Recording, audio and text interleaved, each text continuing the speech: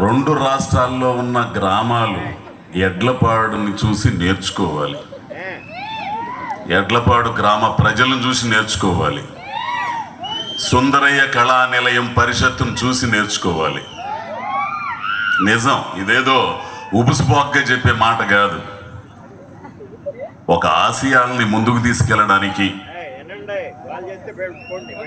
సమాజంలో జరుగుతున్న రుగ్మతల్ని అవి ఇతివృత్తాలుగా తీసుకొని ప్రదర్శిస్తున్న నాటికలకి ఎన్నో పరిషత్తుల్లో జరుగుతుంటాయి. కానీ ఇక్కడ ఇంత ఇదిగా మీ అందరి సహకారం లేనిది ఇది జరగదు.